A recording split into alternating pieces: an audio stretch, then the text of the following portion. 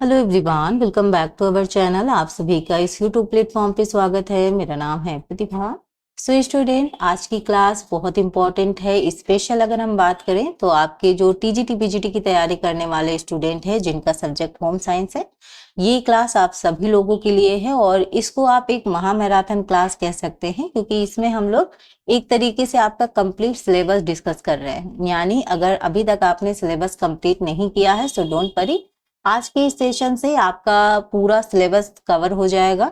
उसके साथ साथ जो सिलेबस के अकॉर्डिंग जो आपके टॉपिक्स हैं उनसे रिलेटेड जो आपके प्रश्न पूछे जाते हैं वो भी हम लोग साथ में ही कवर करेंगे, क्योंकि सबसे इंपॉर्टेंट यही होता है स्टूडेंट, अगर आपने थ्योरी क्लासेस की हैं तो प्रैक्टिस के लिए क्वेश्चन आंसर सॉल्व करना बहुत जरूरी है।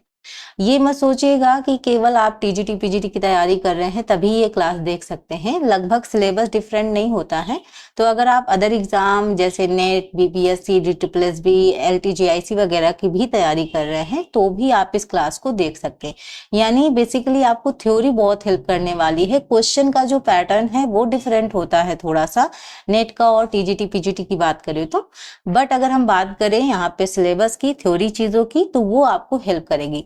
अगर आपने अभी तक बिल्कुल भी नहीं पढ़ा है, फर्स्ट टाइम किसी कोई एग्जाम देने जा रहे हैं, तो बेसिक जो चीजें हैं वो भी आपको वहां से कवर हो जाएंगी। सो चलिए स्टार्ट करते हैं आज का सेशन। और ये सेशन पसंद आएगा तो लाइक शेयर सब्सक्राइब जरूर कीजिएगा। टेलीग्राम चैनल जरूर ज्वाइन कीजिएगा अगर आप चाहते हैं कि इसकी पीडीएफ आपको मिले, क्योंकि सबसे इंपॉर्टेंट चीज है स्टूडेंट कि टू द पॉइंट मैंने बात की है। तो अगर आप शॉर्ट नोट्स की तरह इसको अगर कैरी करेंगे तो आपको हमेशा हेल्प करेगा हर एक एग्जाम के थ्रू। ठीक है, सो आप टेलीग्राम चैनल ज्वाइन कर लीजिएगा और बेल आइकन जरूर प्रेस कर लीजिएगा ताकि जब भी मेरी क्लासेस हो उनकी नोटिफिकेशन आप तक पहुंचे। तो चलिए स्टार्ट करते हैं स्टूडेंट आज का सेशन और देखते हैं अपना जो आपका पहला टॉपिक है वो है आपका फूड एंड न्यूट्रिशन, यानी भोजन और पोषण आपका पहला टॉपिक है। तो एक तरीके से अगर आपने सिलेबस पढ़ा भी है तो एक तरीके से आपका रिवीजन हो जाएगा, और रिवीजन जरूरी है। एग्जाम से पहले हमें पूरा कंप्लीट सिलेबस का रिवीजन करना चाहिए और प्रैक्टिस तो हमारी होती रहती है। तो सबसे पहले बात करते हैं आपके कि पोषण वह विज्ञान है जो भोजन और स्वास्थ्य के बीच क्या बताता है, एक तरीके से संबंध बताता है। तो यहाँ सबसे बेसिक चीज समझो कि सबसे पहली बात तो ये है कि जो आपका फूड और न्यूट्रिशन है इसमें सबसे ज्यादा ध्यान देने वाला है कि ये जो आपका टॉपिक है स्टूडेंट ये बार बार आता है। तो अब देखो क्या है, फूड का मतलब है जो हम खाते हैं जिनसे हमें एनर्जी मिलती है, यानी ऊर्जा मिलती है, न्यूट्रिशंस मिलते हैं। ठीक है, लेकिन न्यूट्रिशंस केवल एक फूड नहीं है, ये आपका पूरा प्रोसेस होता है जो फूड के थ्रू होता है। भाई फूड का डाइजेशन होना, एक तरीके से ऑब्जर्प्शन होना, यूटिलाइजेशन होना, बॉडी में कैसे वर्क कर रहा है, ये सारा आपका न्यूट्रिशन होता है। जैसे अगर मैं आपको एग्जांपल दूंगी तो शायद आप बहुत इजी तरीके से समझ जाएंगे। ध्यान से सुनिएगा। जैसे आप राइस खाते हैं, भाई आप चावल खाते हैं, चावल आपका क्या हुआ, फूड हो गया। ठीक है, चावल से आपको कार्बोहाइड्रेट, भाई चावल में कार्बोहाइड्रेट होता है कि नहीं होता है, और यही कार्बोहाइड्रेट एनर्जी में कन्वर्ट होता है, यानी ऊर्जा में कन्वर्ट होता है। जब हम चावल खाते हैं हमें एनर्जी आती है क्योंकि हमें कार्बोहाइड्रेट से एनर्जी मिलती है। सो ये जो आपका एनर्जी है यही आपका क्या है, एक तरीके से न्यूट्रिशन है। ठीक है, तो ये बात बहुत अच्छे से समझिएगा कि फूड और न्यूट्रिशन में डिफरेंस क्या है। जरा सा ही डिफरेंस है बट समझना जरूरी है। आई होप आपका क्लियर हुआ होगा। ठीक है, नेक्स्ट अगर हम देखें तो फंक्शंस ऑफ फूड, यानी भोजन का कार्य क्या। भाई भोजन आप कर लेते हो तो भोजन काम क्या करता है आपकी बॉडी में। ठीक है, फिजिकली रूप से बात करें, शारीरिक रूप से, तो आपको एनर्जी देता है। भाई खाना खाने के बाद आपको बिल्कुल जोश सा आ जाता है, ताकत आती है। ठीक है, एनर्जी मतलब ताकत। ग्रोथ यानी आपका हाइट वेट का बढ़ना, ये आपका एक तरीके से ग्रोथ में आता है। रिपेयर यानी जो भी आपकी टूटी फूटी मांसपेशियां हैं उनकी मरम्मत करने का कार्य भी आपका भोजन करता है। तो फिजिकली रूप में हो गया।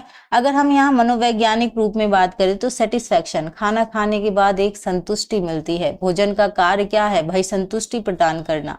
ये भी आपका मनोवैज्ञानिक कार्य में आपका सेटिस्फैक्शन भी आएगा, यानी एक तरीके से संतुष्टि, कंफर्ट। ठीक है, तो ये सारी चीजें आपके फूड के द्वारा होती हैं, ये आपके भोजन के कार्य हैं। वहीं अगर हम सोशली बात करें तो फूड एक तरीके से फेस्टिवल्स वगैरह होते हैं, कल्चर बॉन्डिंग होती है, आपस में लोग मिलते हैं। एक तरीके से जो आपका भोजन है वो आपका एक तरीके से बॉन्ड बनाता है, एक तरीके से आपका रिलेशन बनाता है समाज से, ठीक है, तो ये भी आपका इसमें इंक्लूड हो जाएगा। वहीं अगर हम बात करें स्टूडेंट, जो आपके प्रमुख पोषक तत्व हैं यानी माइक्रोन्यूट्रिएंट्स हैं, इससे रिलेटेड आपके प्रश्न आते हैं, काफी इंपॉर्टेंट है। तो सबसे पहले अगर हम बात करें आपके कार्बोहाइड्रेट की, ठीक है, तो कार्बोहाइड्रेट आपके मेन एनर्जी का सोर्स है और 1 ग्राम आपके कार्बोहाइड्रेट से 4 कैलोरी ऊर्जा आपको मिलती है। और ये क्वेश्चन आपका कई बार पूछा गया है। एक तो यहाँ कार्बोहाइड्रेट और दूसरी चीज आपका वसा, इस दोनों में कई बार आपके क्वेश्चन आते हैं, ठीक है। तो यहाँ याद रखिएगा 1 ग्राम कार्बोहाइड्रेट से 4 कैलोरी ऊर्जा आपको प्राप्त होती है और ये आपके मेन एनर्जी का सोर्स है, ठीक है। आपको कार्बोहाइड्रेट मिलेगा कहाँ कहाँ से, मतलब क्या क्या चीजें अगर आप खाओगे तो आपको कार्बोहाइड्रेट मिलेगा, जैसे आपका चावल है, गेहूं है, आलू है और चीनी है, ठीक है। लेकिन इसकी मात्रा आपकी सीमित होनी चाहिए और इसी चीज की मात्रा अगर ज्यादा हो गई तो ही आपको बीमारी और प्रॉब्लम्स होंगी। तो अगर सोर्स की बात की जाए, ठीक है, स्रोत की बात की जाए, तो आपका चावल, गेहूं, आलू, चीनी, इनसे हमें कार्बोहाइड्रेट की प्राप्त होती है, जो कि हम डेली रूटीन में खाते हैं। भाई सब्जी खाते हैं, आलू की सब्जी बनती है, गेहूं रोटी आप खाते ही हैं, चावल खाते ही हैं, चीनी अगर आप डायरेक्टली नहीं खाते हैं तो चाहे चाय में डाल के खाएं, चाहे जैसे खाएं, कहीं ना कहीं से आप कंज्यूम करते ही हैं, ठीक है। सो आपको कार्बोहाइड्रेट मिल जाता है।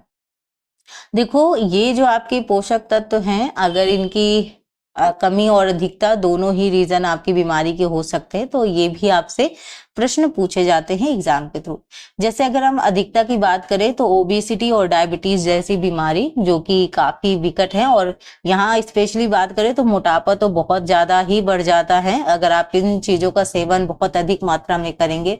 भाई चीनी का वैसे भी, चीनी जो आपका वसा है और नमक है, इसको तो वैसे भी मतलब सबसे ज्यादा कम करने की बात वैसे भी की जा रही है, एक अभियान भी चलाया गया था।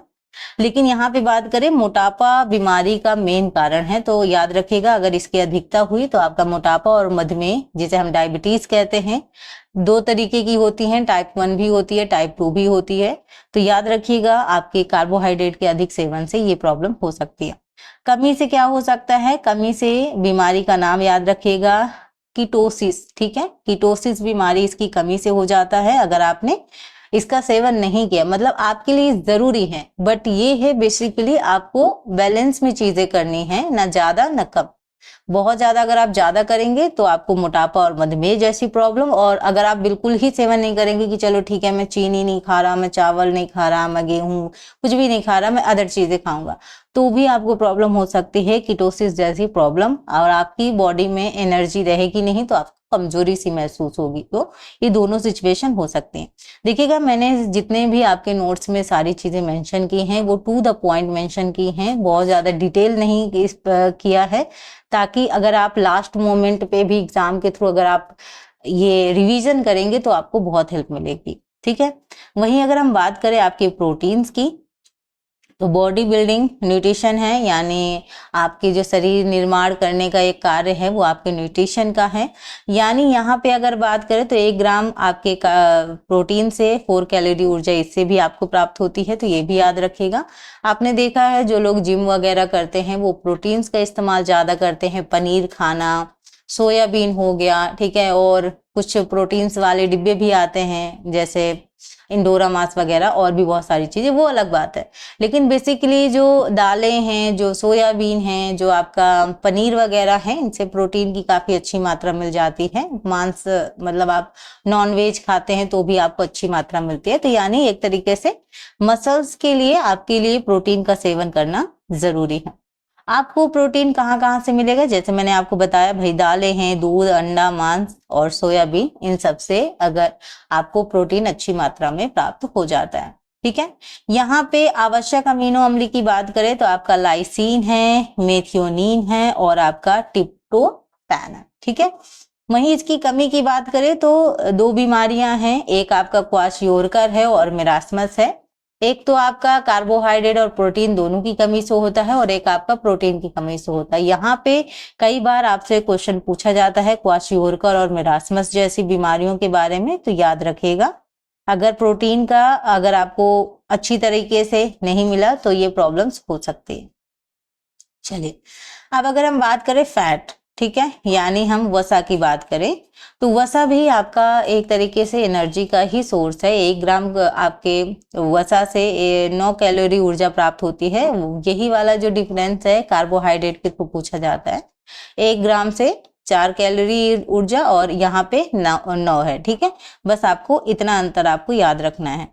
वहीं अगर हम बात करें तो हमको वसा मिलती कहाँ से है, सोर्स क्या है, स्रोत क्या है, आपके घी, तेल, ठीक है, मक्खन, मेवे।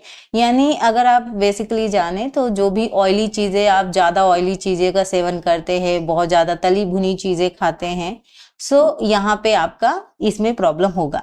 तो यहाँ पे अगर हम आवश्यक फैटी एसिड की बात करें तो आपका है लिनोलिक और आपका लिनोलेनिक। ठीक है, और इसकी कमी से खराब विकास, त्वचा संबंधी जो समस्याएं हैं वो आपकी हो सकती है। पुअर ग्रोथ और स्किन प्रॉब्लम आपकी हो सकते हैं अगर आप सोचते हैं कि आप वसा का बिल्कुल भी सेवन नहीं करेंगे। देखो वसा का अधिक बहुत ज्यादा अगर आप सेवन करेंगे तो प्रॉब्लम होती है, लेकिन बेसिकली अगर आप लिमिटेड मात्रा में इसका इस्तेमाल करेंगे तो बहुत ज्यादा दिक्कत नहीं होगी। ठीक है, वहीं अगर हम बात करें सूक्ष्म पोषक तत्वों की, ठीक है, तो सूक्ष्म पोषक तत्वों में आपके आते हैं विटामिन।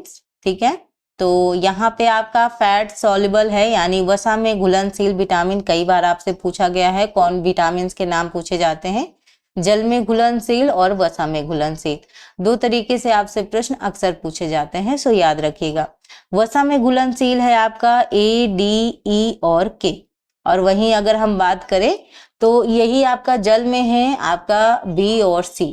तो B और C छोड़ के जितने भी आपके विटामिन हैं वो आप वसा में इंक्लूड कर लीजिएगा, और जो आपका B और C है वो आपका जल में है। सो आपको इजी तरीके से याद हो जाएगा। ठीक है, तो यहाँ पे A, D, E और K आपका वसा में घुलनशील विटामिन है। विटामिन की कमी से होने वाला जो रोग है वो आपका रतौंधी है, यानी नाइट ब्लाइंडनेस है। और यही जो आपका क्वेश्चन है, नाइट ब्लाइंडनेस के साथ साथ आपका कैरोटोमलेशिया से और भी बहुत सारे जो हैं जो विटामिन ए की कमी से होने वाले रोग हैं, उनका कई बार आपके यूजीसी नेट जैसे एग्जाम में सीक्वेंस पूछे जाते हैं।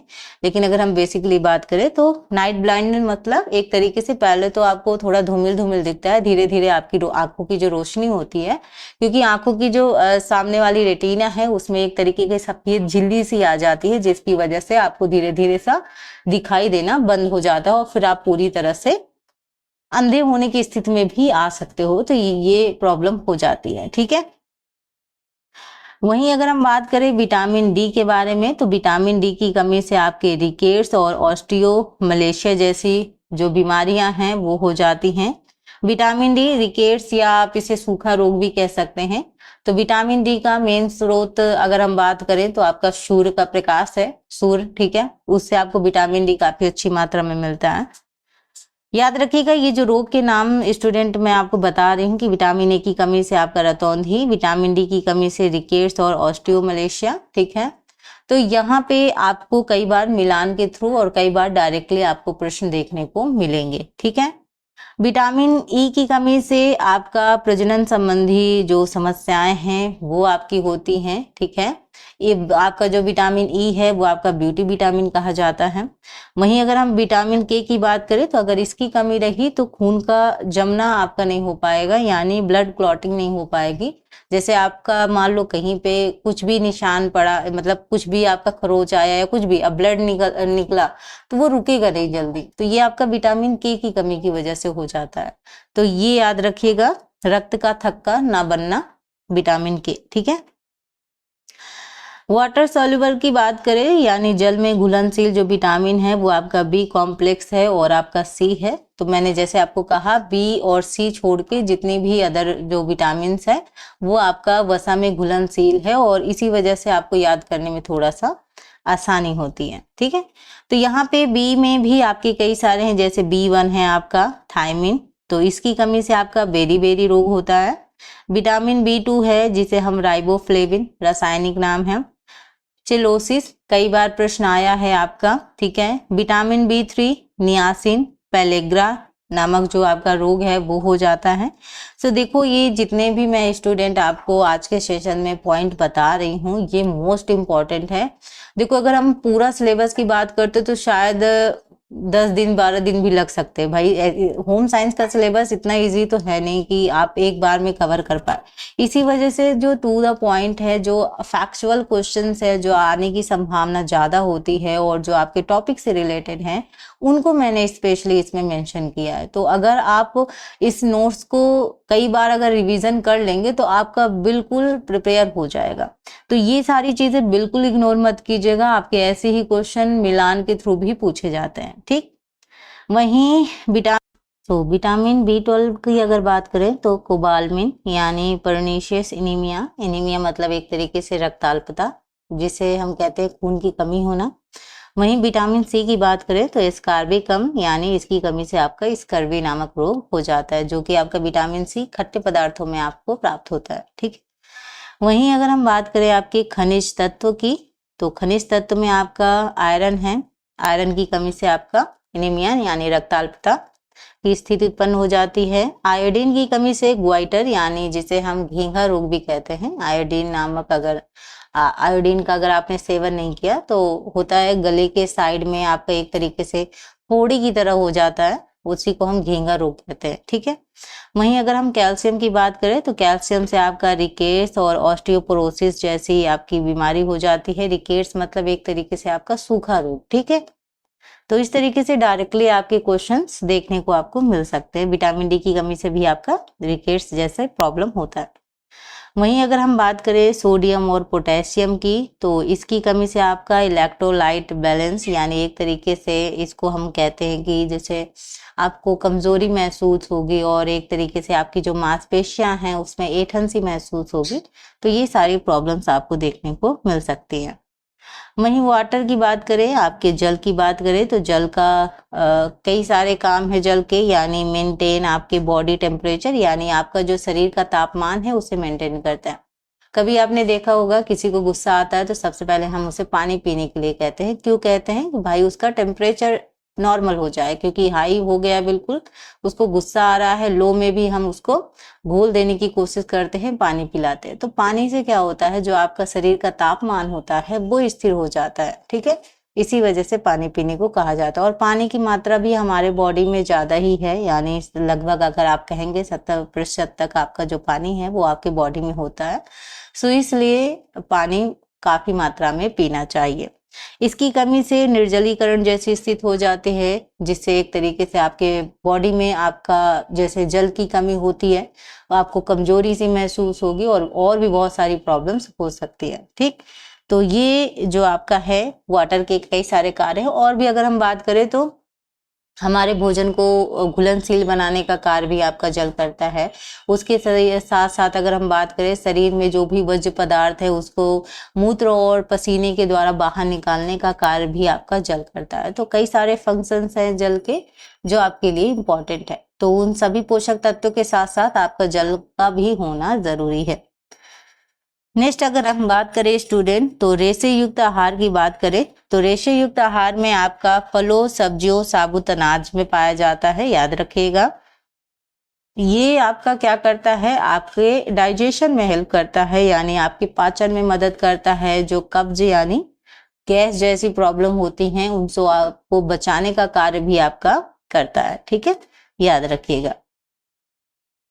अगर हम बात करें यहाँ पे बैलेंस डाइट की, यानी एक तरीके से संतुलित आहार, यानी ऐसा आहार जिसमें संपूर्ण पोषक तत्व एक उचित मात्रा और अनुपात में मौजूद होते हैं। संपूर्ण पोषक तत्व मतलब प्रोटीन, कार्बोहाइड्रेट से लगा के जितने भी आपके पोषक तत्व हैं वो सभी एक उचित मात्रा और अनुपात में अगर होते हैं तो उसे ही हम एक तरीके से बैलेंस डाइट कहते हैं।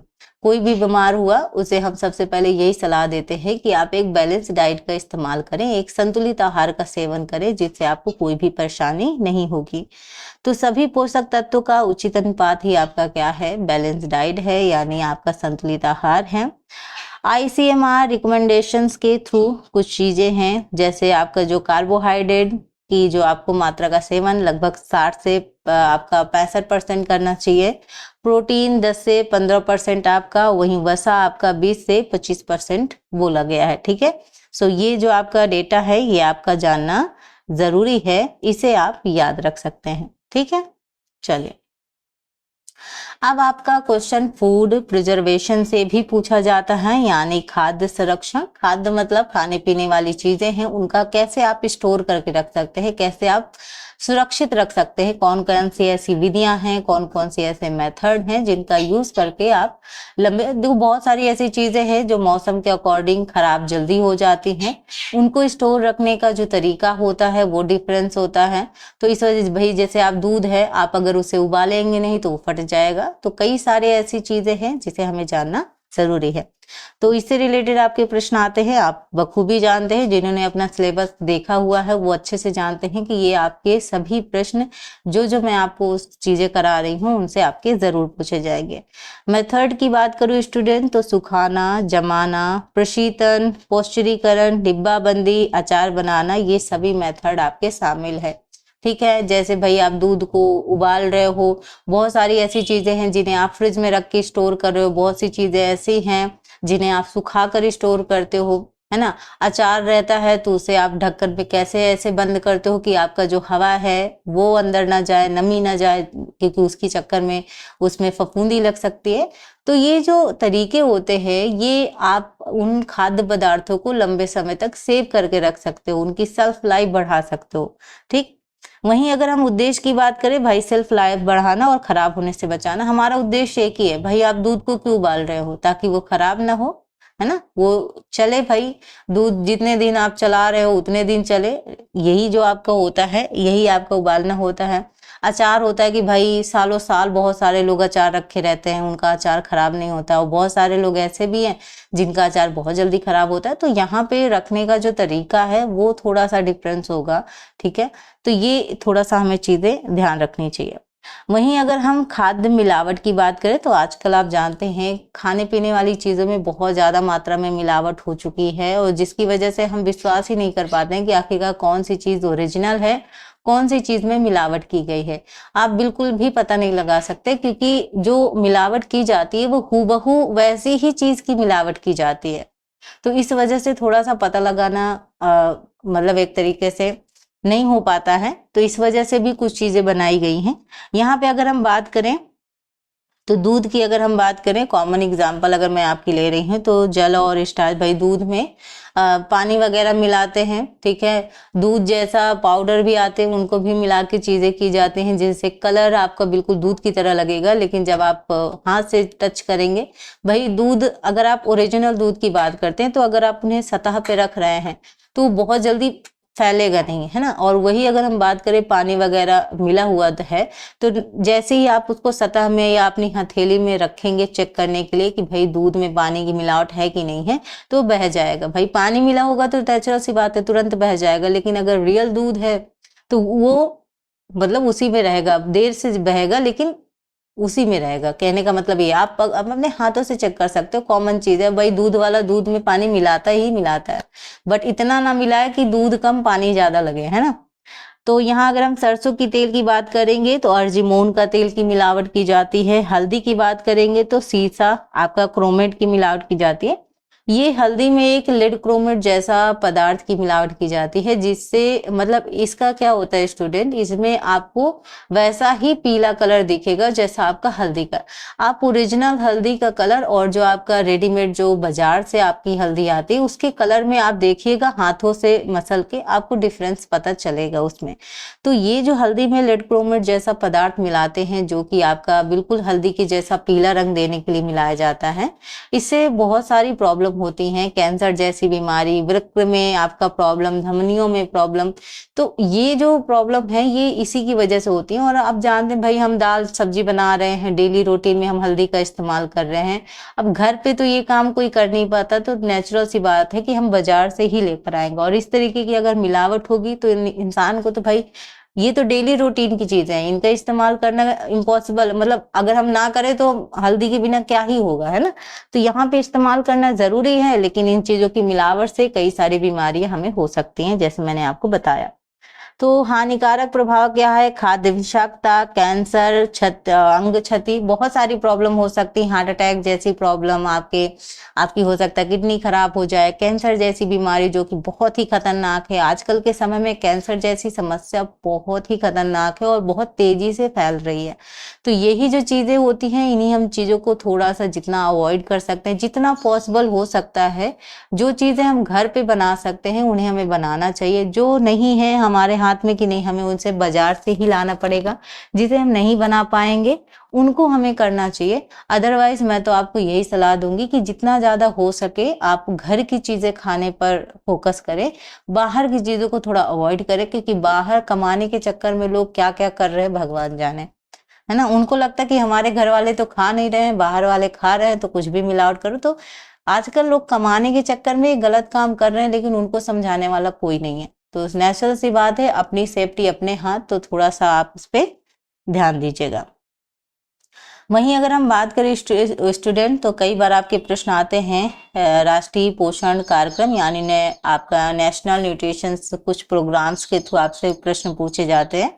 जैसे आपका ICDS हो गया, यानी एकीकृत बाल विकास सेवाएं, इनकी फुल फॉर्म भी आती हैं, तो इनकी फुल फॉर्म भी पूछी जाती हैं। तो integrated child development service, mid day meal की बात करें यानी मध्याह्न भोजन कार्यक्रम, ठीक है, PM हो गया है अब तो, ठीक है। वहीं अगर आप बात करें पोषण अभियान की, राष्ट्रीय पोषण नीति की बात करें, तो इसके बारे में भी हम लोग थोड़ा सा आगे, मैंने कुछ आपके जो प्रोग्राम है उसके बारे में मैंने आगे भी बता रखा है, तो उनको हम लोग डिटेल में बात कर लेंगे, ठीक है। इंपॉर्टेंट कुछ चीजें हैं, जैसे हम अगर पिगमेंट की बात करते हैं, वर्णन की बात करते हैं, तो कैरोटीनॉइड, ठीक है, आपसे प्रश्न पूछा जा सकता है जो आपका कैरोटीनॉइड है वो क्या है। मतलब एक तरीके से आपका पीला और नारंगी आपका कलर देता है, गाजर में पाया जाता है। सो मिलान के थ्रू UGC नेट जैसे एग्जाम में ऐसे क्वेश्चन पूछे जा चुके हैं, ऑलरेडी पहले भी पूछे जा चुके हैं। सो याद रखिएगा, कैरोटीनॉइड आपका जो है वो गाजर में होता है, एक तरीके से पीला नारंगी कलर प्रदान करता है।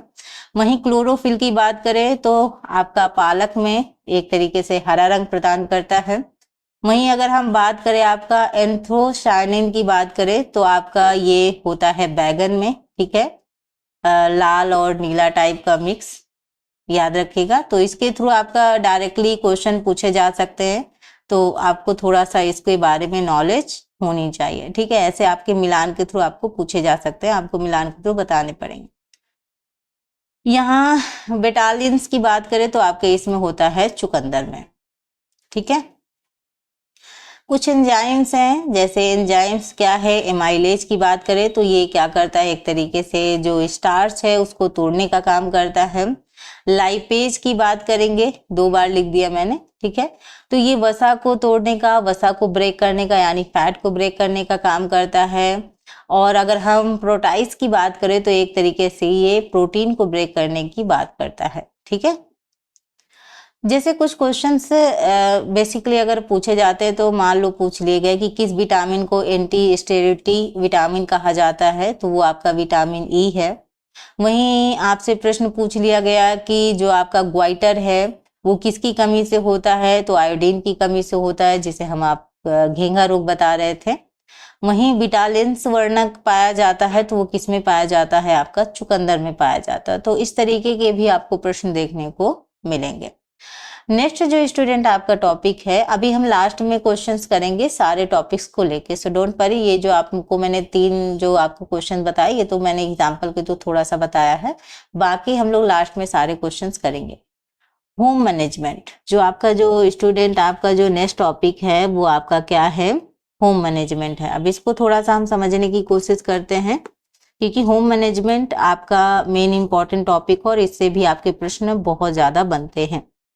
तो यहाँ अगर हम बात करें, गृह प्रबंध वह प्रक्रिया है जिसमें परिवार के संसाधनों जैसे आपका समय, धन, ऊर्जा, सामग्री, मानव का उपयोग करके परिवार के उद्देश्यों को प्रभावी रूप से पूरा किया जाता है, ठीक है। यानी जो परिवार के उद्देश्य हैं उनको अच्छी तरीके से पूरा किया जाता है। तो यहाँ आपने अक्सर देखा है कि किसी घर में सब काम आपने कभी देखा होगा भाई, कुछ घर में होता है कि सारे काम बहुत व्यवस्थित ऑर्गेनाइज तरीके से होते हैं, मतलब खाना समय पर बनता है, खर्च कंट्रोल में रहता है, मेंबर भी खुश रहते हैं। लेकिन कुछ घरों में आपने देखा कंफ्यूजन होता है, मतलब खाने का कोई टाइम ही फिक्स नहीं है, कभी कोई देर से खा रहा है, कभी कोई पहले खा रहा है, मतलब कोई भी मतलब एक तरीके से टाइम सही नहीं है। और ये एक तरीके से आपको टाइम को बर्बाद करने का है, मतलब अनऑर्गेनाइज चीजें हैं। तो यहाँ पे थोड़ा सा फर्क पड़ता है, वही आपका जो फर्क है वही आपका होम मैनेजमेंट है। यानी होम मैनेजमेंट का मतलब ये नहीं है कि घर को अच्छे से चलाने की कला। होम मैनेजमेंट का मतलब ये है घर के जो आपका चलाना है उसके साथ साथ उसमें एक ऑर्गेनाइज तरीके से आप कैसे घर को चला रहे हो, कैसे हर चीज को आप बेहतर तरीके से मैनेज कर रहे हो। जैसे एग्जाम्पल के थ्रू अगर हम समझे तो मान लो कि अगर किसी परिवार की जो मंथली इनकम है वो 25,000 है, तो उसमें से भाई आपको जो मेन मेन चीजें हैं, भाई आपको किराया देना है, आपको खाना हो गया, आपको बच्चों की फीस हो गई, वहीं सेविंग हो गई इमरजेंसी के लिए। सो ये जो चीजें हैं यही आपका एक तरीके से आपका होम मैनेजमेंट है।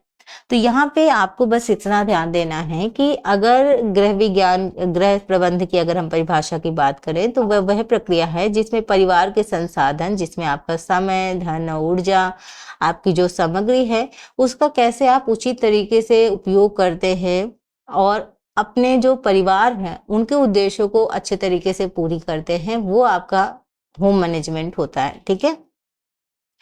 वहीं अगर हम बात करें आपके गृह जो आपका प्रबंधन है उसके कार्य की, यानी जो आपका गृह प्रबंधन है उसका कार्य क्या है, तो कई बार इसका आपका सीक्वेंस यूजीसी नेट जैसे एग्जाम में पूछे जाते हैं कि भाई पहले आप प्लानिंग करोगे, फिर आप ऑर्गेनाइज करोगे, फिर कंट्रोल करोगे। यहाँ पे सबसे पहले अगर बात करें हम प्लानिंग की, यानी योजना बनाना, यानी परिवार के लक्ष्य तय करना और संसाधनों के उपयोग की क्या बनाना, एक तरीके से योजना बनाना, यानी डिसाइड करना कि क्या करना है, कब करना है और कैसे करना है। भाई आप एग्जाम देने जा रहे हो, मतलब एग्जाम देने जा रहे हो या एग्जाम की तैयारी कर रहे हो, तो भाई एग्जाम के टाइम आप क्या करोगे, डेली रूटीन सेट करोगे, कैसे आपको पढ़ना है, क्या क्या चीजें आपके लिए मेन इंपॉर्टेंट है, वो सारी चीजें आप प्लानिंग बनाओगे। वहीं अगर हम बात करें ऑर्गेनाइजिंग की, यानी संगठन की बात करें, तो संगठन में आपका कार्य, संसाधनों व जिम्मेदारियों का सही ढंग से बंटवारा, यानी रिसोर्स को सही जगह और सही व्यक्ति को देना। जैसे मान लो किचन है तो किचन में जो सामान है उसको व्यवस्थित रखना, घर के जो काम है वो फैमिली मेंबर्स को बांटना, यानी सारी चीजें बिल्कुल संगठन तरीके से करना, ऑर्गेनाइज तरीके से चीजें करना, वो आपका आता है। वहीं अगर हम बात करें थर्ड आपका कंट्रोलिंग, यानी नियंत्रण की, यानी कार्य की तुलना योजना से करके सुधार करना। कंट्रोलिंग मतलब जो वेस्ट चीजें हैं उनको रोकना और प्रोसेस चेक करना है। जैसे इलेक्ट्रिसिटी है उसको आप बचा रहे हो, जरूरत से ज्यादा शॉपिंग नहीं कर रहे हो, उसको उस पर कंट्रोल कर रहे हो, तो ये आपका मेन है। वहीं यहाँ पे अगर हम मूल्यांकन की बात करें तो प्रबंधन के परिणामों का आकलन, यानी देखना कि जो हमने गोल सेट किए हैं वो अचीव हुए हैं या नहीं, उनको हमने अचीव किया है या नहीं। जैसे मान लो कि आप बजट बनाने के बाद आपकी सेविंग हुई है या नहीं, ये थोड़ा सा चेक करना, तो ये आपका क्या होता है, मूल्यांकन होता है। अब जैसे यूजीसी नेट जैसे आप एग्जाम दे रहे हैं तो कई बार क्या होता है, इसके आपके स्टेप्स पूछे जाते हैं।